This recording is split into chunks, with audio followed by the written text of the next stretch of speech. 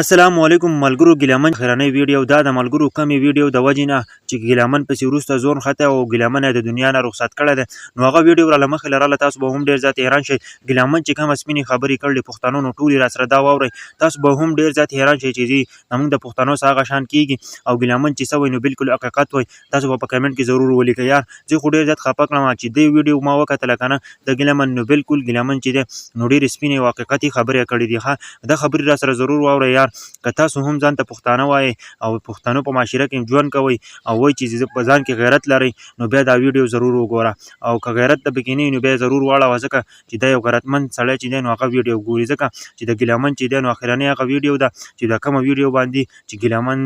د دنیا نه تللی دی او د هغه یې شهید کړی دی هغه بالکل حقیقت ویلی دي او سپین او بیخي سور حقیقت یې ویلی دی ښه راځئ ویډیو راسره لږه وګورئ که نه او که خوښ هم شوه نو ضرور د نورو پښتنو سره هم شیر کړئ چې د نورو پښتنو ته ورسي چې ګیلامن چې کومه ویډیو جوړه کړله هغه اوس د دنیا نه تللی دی خو د کومې ویډیو په وجه باندې چې ګیلامن د دنیا نه تللی دی نو هغه مخې ته راله جي زه خو هم ډېر زیات خفه کړم یار چې ګیلامن داسې ښایسته خبرې کولې د پښتنو دپاره او پښتنو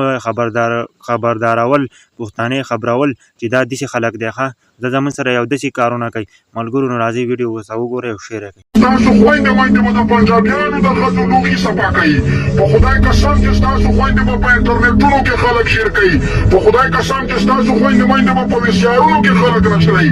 دومره قسمونه که تاسې ونه لیدل زما دا ویډیو درسره سیو کړئ که یوه ورځ تاسې ونه لیدې د قبایلو خویندې میندې که یوه ورځ تاسې د پښتنو خویندې میندې ونه لیدې په ویسیارونو په ټي وي چینلونو کې چې بولې ورباندې کېږي بیا زما په مخ ناړې راتوی کړي که مړ وم په قبر مې بیخي ناړې راتوی کړي چې دا خو توغ لعنت شه په تا دروغجن مې بیخي هېڅ وختونه نه وي دا ریاست زمونږ هېڅکله نشي کېدی د پاکستان ریاست زمونږ په یو صورت نشي کېدی د نقیب قاتلانو وړیا ګرځي حیات پریمل په اډیاله جیل کې بند دی مولانا رحمت الله په اډیاله جیل کې بند دی سهیل یافله ورځبان که په دې خاطر چې علي وزیر او منظور دته یې مېمنه وزي ورکړې وه دا ریاست زمونږ